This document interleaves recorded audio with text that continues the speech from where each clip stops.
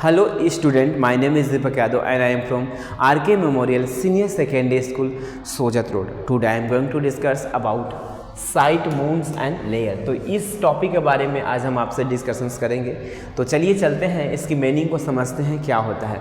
तो साइट्स का मतलब क्या होता है? साइट्स का मतलब होता है ऐसे जगह जहाँ से मिलने वाले आर्टिफैक्ट, वस्तु, मटेरियल को स्टडी करके आपको हिस्ट्री को रिकन्स्ट्रक्ट किया जा सकता है, वो हिस्ट्री को लिखा जा सकता है। हिस्ट्री के बारे में, एंशिएंट हिस्ट्री के बारे में बहुत इंपॉर्टेंट जानकारी मिलती है। तो वैसे प्लेस, जगह को साइट्स बोला जाता है। मून्स क्या होता है? मून्स का हिंदी मतलब होता है टीला, मतलब उठा हुआ पार्ट्स ऑफ लैंड। जैसे मून क्या है, इसके बारे में देखते हैं। मानते हैं किसी भी स्थान पर आज से 4000 या 1000 साल पहले लोग रहा करते थे, पीपल रहा करते थे। अब लोग रहेंगे तो वहाँ पर क्या होगा, कुछ वो अपने वेस्टर्न मटेरियल को वो वहाँ पर फेंक देंगे जो उनका यूज़ के लायक नहीं होगा। अब वो पूरे लॉन्ग टाइम तक रहेंगे, लॉन्ग टाइम तक चीज़ों को फेंकते रहेंगे तो क्या होगा, जब फेंकते रहेंगे तो एक जगह उसका ढेर लग जाएगा। ठीक है, ढेर लग जाएगा और फिर इसके बाद वहाँ, और मानते हैं कुछ टाइम बाद वहाँ उस जगह को रहना, उस जगह से छोड़ दिया उन्होंने। तो इसके बाद क्या होगा तो आपको वाटर एंड विंड के डिपोजिशनल और इरोजनल एक्टिविटीज़ के कारण वहाँ पर मिट्टी के लेयर चढ़ जाएगा और एक टीला टाइप का ऊंच स्थान बन जाएगा। तो उसी को मून्स बोला जाता है। ठीक है, आगे है लेयर। क्या है लेयर?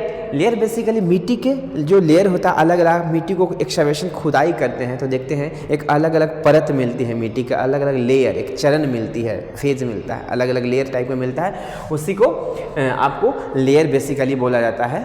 आपको आप वीडियो के बीच वाले स्लाइड्स में हम लेयर के बारे में और डिटेली चीज़ को देखेंगे। तो अभी यहाँ जानिए कि लेयर इन मिट्टी के जो अलग अलग लेयर जब एक्सकैवेशंस कर रहे हैं तो अलग अलग परत जो मिल रही है उसी को यहाँ पर उसी को सेंस में लेयर का यूज किया गया है। चलिए चलकर और आगे देखते हैं।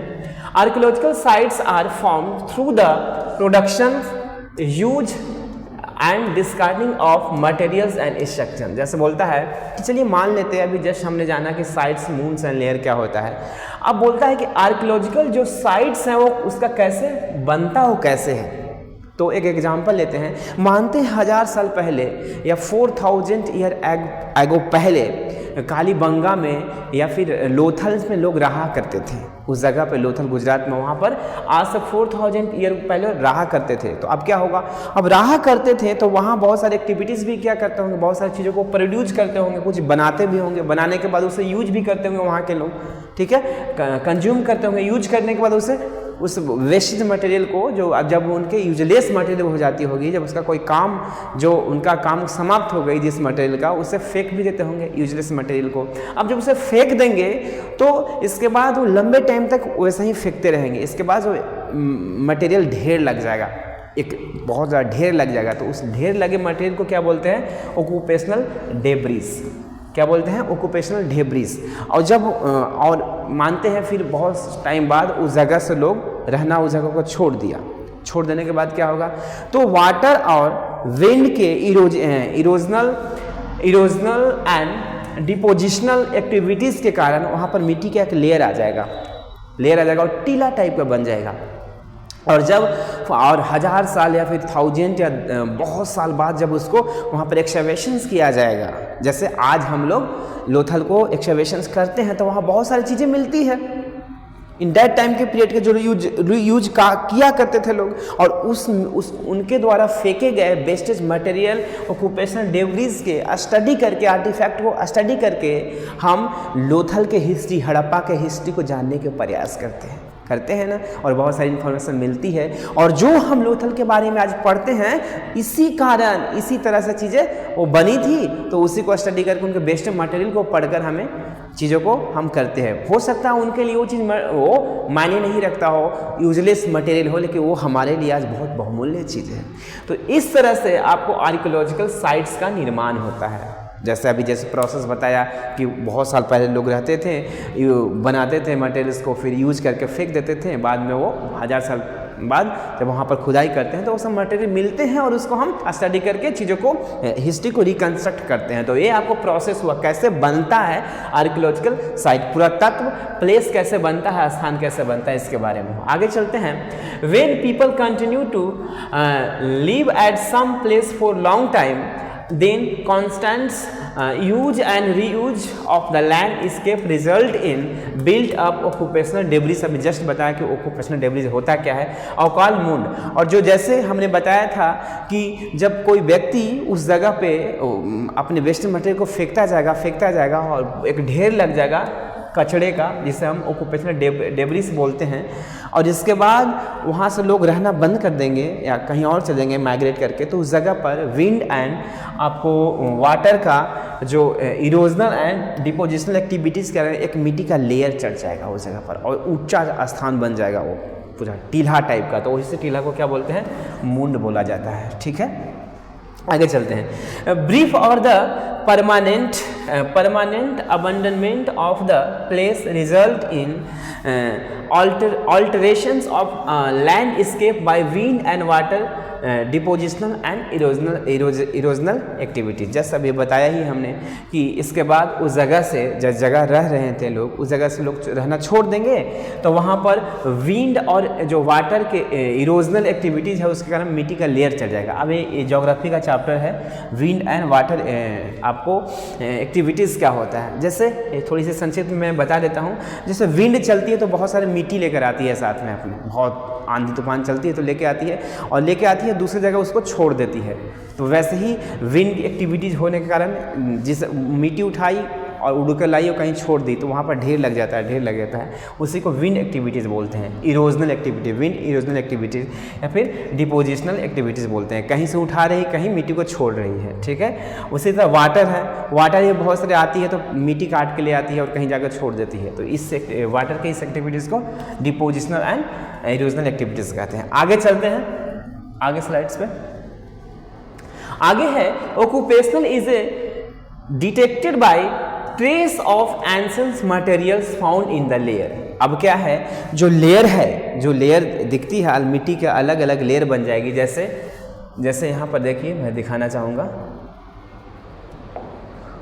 जैसे ये देखिए, अब जैसे हमने आपको बताया कि आज से 4000 ईयर एगो पहले जो यहाँ लोग रहते थे, मानते हैं इस जगह पे लोग रहते थे, इस जगह पे इस वाले यहाँ पर रहते थे। आज से 1000 साल पहले रहते थे यहाँ पर। वो उन्होंने बहुत सारे उनके पॉटरी बर्तनों को यूज़ करते थे, बाद में यूजलेस बर्तनों को छोड़ दिया उन्होंने, फेंक दिया। अब इसके बाद वहाँ से वो चले गए, रहना बंद कर दिए। तो वाटर एंड विंड की एक्टिविटीज़ के कारण वहाँ पर लेयर बन गया मिट्टी का। ये पूरी देखिए यहाँ तक लेयर बन गया है ना, यहाँ से लेके यहाँ तक, यहाँ से लेके ठीक है, यहाँ से लेके यहाँ तक लेयर बन गया। और आज हम इस जगह पे हैं। ठीक है, जब हम उसको एक्सकवेशंस करेंगे तो यहाँ से लेयर बन गया। इसके बाद फिर कुछ 1000 साल बाद फिर से लोग इसी जगह पर रहने लगे और फिर से छोड़ दिए तो फिर एक लेयर बन गया। तो देखिए इतने सब लेयर बना हुआ है, ये अलग अलग कालखंड का लेयर है। तो अलग अलग कालखंड का लेयर है। जैसे हम लेयर के बारे में इसके बारे में बता रहे थे, यही लेयर है। जैसे आपको यहाँ पर इस जगह पर लोग रहते थे तो यहाँ पर राख का मिल रहा है, तो राख आग जलाने में यूज करते होंगे, तो राख मिल रहा है। फिर रहना छोड़ दिए तो यहाँ पर फिर मिट्टी का लेयर जम गया और फिर उसी जगह पर बहुत साल बाद फिर रहने लगे। तो फिर जो यूज करते थे उनका कुछ चीज़ मिला, स्टोन आइडल मिला, ठीक है, इंस्ट्रूमेंट वगैरह मिला। फिर रहना छोड़ देंगे, फिर लेयर बन गया।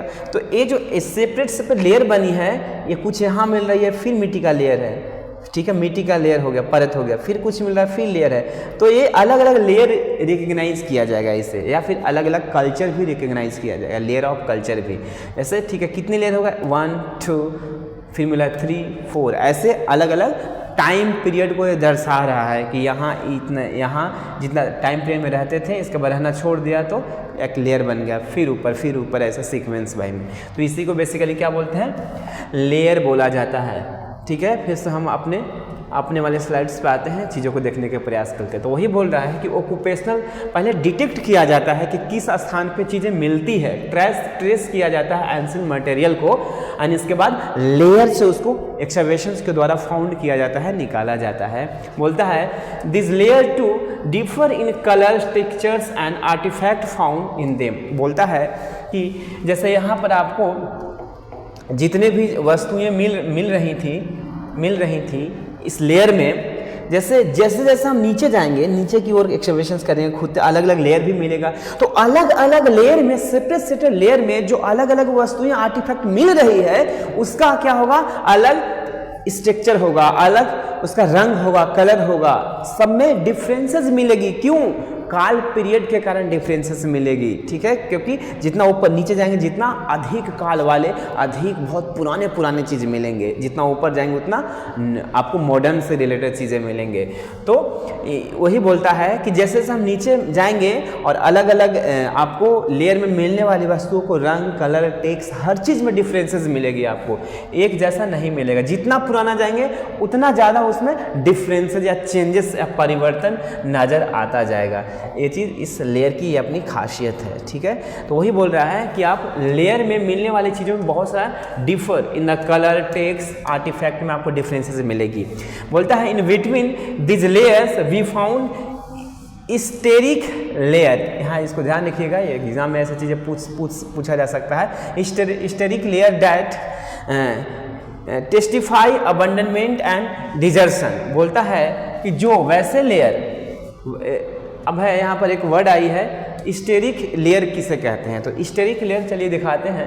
ऐसी लेयर, स्टेरिक लेयर वैसे लेयर को कहते हैं कि ऐसा लेयर जिसमें आपको एक्सकवेशन के बाद कुछ भी नहीं मिलता हो, कुछ नहीं मिला आर्टिफैक्ट, तो उस लेयर को क्या बोलते हैं, तो स्टेरिक लेयर बोलते हैं। जैसे आपको मानते हैं कि इसमें बहुत सारे ऐसे लेयर हैं, देखिए कोई ऐसा, जैसे ये लेयर है, हर सारे लेयर में कुछ ना कुछ चीज़ें मिल रही है, ठीक है ना, मिल रही है। तो मिलने के साथ ही मानते हैं ये जो यहाँ पर लोग रहा करते थे, ठीक है, मानते थे, माने यहाँ पर लोग रहा था, तो कुछ भी इन्होंने चीज़ों को यूज करा, प्रयोग करा, और जैसे उनके आर्टिफैक्ट है, फिर ठीक है, फिर इसके बाद रहना बंद कर दिया उन्होंने, कहीं और माइग्रेट करके चले गए। तो आपको वाटर एंड विंड के इरोजनल एंड डिपोजिशनल एक्टिविटीज़ के आना, यहाँ पर लेयर बन गए, मिट्टी के क्या बन गई, लेयर बन गई, फिर मिट्टी का लेयर बन गया। फिर क्या हुआ, फिर इन्होंने क्या किया, फिर से इसी जगह पर लोग 1000 साल बाद फिर से रहना शुरू कर दिया, ठीक है, रहना शुरू कर दिया।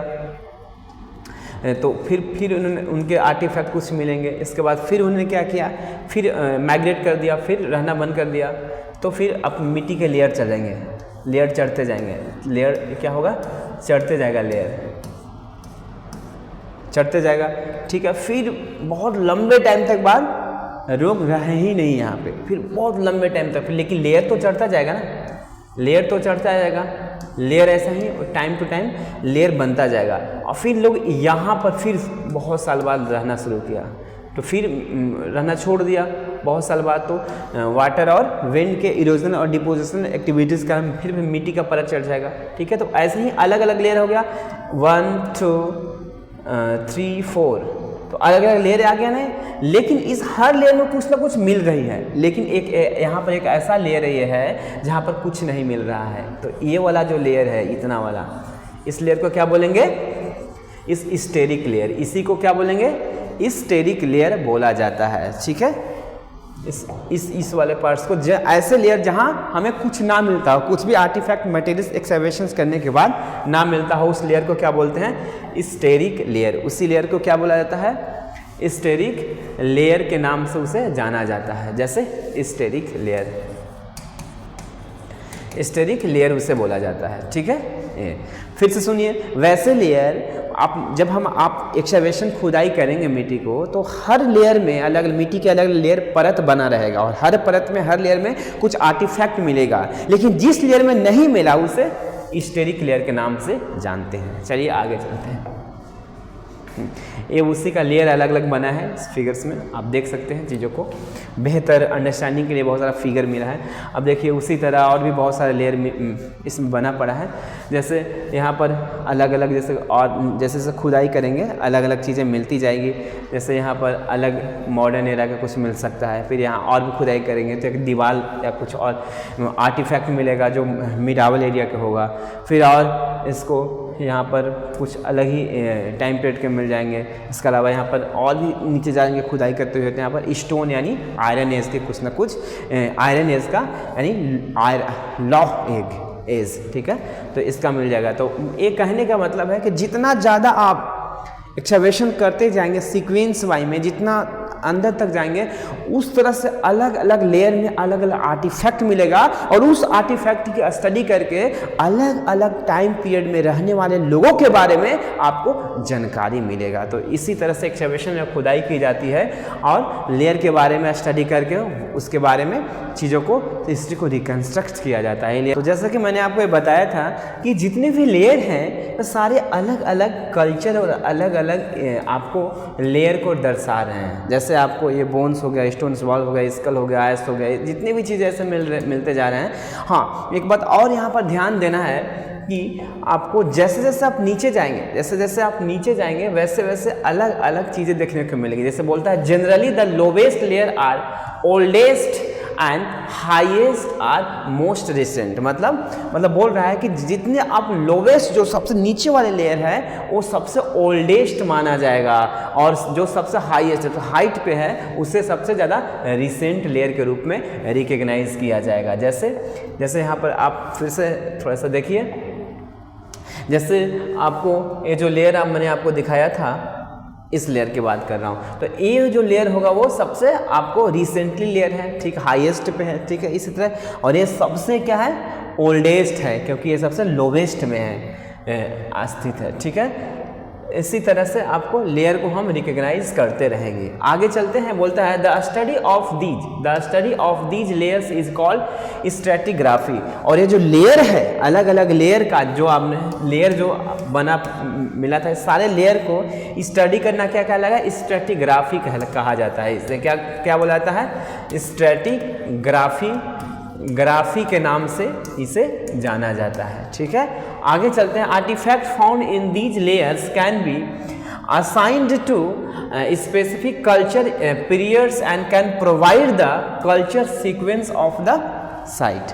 बोलता है कि जो लेयर है और लेयर में मिलने वाले जो वस्तुएं हैं, जो आर्टिफैक्ट है, वो बेसिकली अलग अलग कल्चर सीक्वेंस को आपको स्पेसिफिक मतलब विशेष रूप से अलग अलग कल्चर पीरियड को दर्शाता है, और वो बेसिकली कल्चर सीक्वेंस, साइट्स का कल्चर सीक्वेंस प्रोवाइड करता है। कैसे, तो यहाँ पर फिर से हम चीज़ों को देखने के प्रयास करेंगे। जितने भी हैं ये अलग अलग कल्चर पीरियड हैं, कल्चर सीक्वेंस को दर्शाता है कि ऊपर से हम नीचे को जाएंगे तो एक सीक्वेंस में अलग अलग कल्चर मिलता जाएगा, ये अलग कल्चर, ये अलग कल्चर, ये अलग कल्चर, ये अलग कल्चर, ऐसे मिलता जाएगा। और फिर नीचे से भी जाएंगे तो एक अलग अलग सीक्वेंस बाय सीक्वेंस यानी क्रम बाय क्रम में मिलता जाएगा, एक टाइम पीरियड के अनुसार। ये इससे पुराना ज़्यादा है, उससे भी ज़्यादा पुराना, वो उससे भी ज़्यादा पुराना, ऐसे मिलता जाएगा ये चीज़। तो ये बेसिकली कल्चर सीक्वेंस को भी चीज़ों को दर्शाता है। अब चलिए इसमें देखते हैं। जैसे अब बोलते हैं कि मानते हैं कि हम एक्सकैवेशंस करने के बाद वहाँ से कुछ मिली तो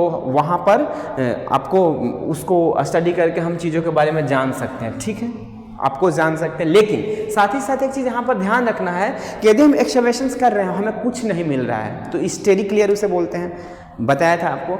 या फिर आपको उसके साथ ही साथ यहाँ पर देखिए खुदाई हम यहाँ पर एक्सकैवेशंस कर रहे हैं तो इस पार्ट्स को यहाँ तक तो हमने बहुत कुछ हमें मिला, अलग लेयर बनी पड़ी है, ये अलग लेयर है, ये अलग लेयर है, फिर ये अलग लेयर है, ये अलग लेयर है, ये अलग लेयर है, ठीक है, यहाँ तक। तो इसको हम क्या बोलेंगे, ह्यूमन एक्टिविटीज़, मतलब यहाँ से लेके इस लेयर तक अलग अलग कालखंड जितने भी इसमें आए हैं सब में आपको ह्यूमन एक्टिविटीज हुआ है ये मानेंगे। लेकिन यहाँ से आप नीचे जाएंगे तो कुछ भी नहीं, लेयर मिलेगा ही नहीं, एकदम नेचुरल चीज़ें मिलेगी।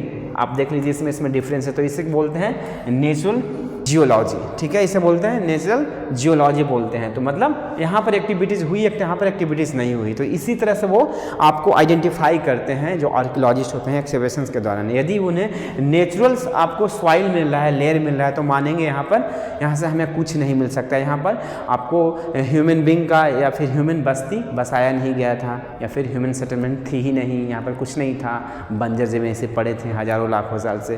तो ये चीज़ ऐसे कैटेगरी करते हैं। तो इसी तरह से हम आज के लेक्चर को समाप्त करेंगे और आपको फिर और आपका साथ ही साथ एक चीज़ और बताना है आपको। यहाँ पर ये देख लीजिए, ये जो आपका है एक ब्यूरिड का है, ब्यूरिड यानी कब्र का स्ट्रक्चर्स है। इसको स्ट्रैटिग्राफी यानी एक्सकैवेशंस करने की, जो लेयर को स्टडी करने की जो वो वे होता है, उसी को हम बोलते हैं स्ट्रैटिग्राफी।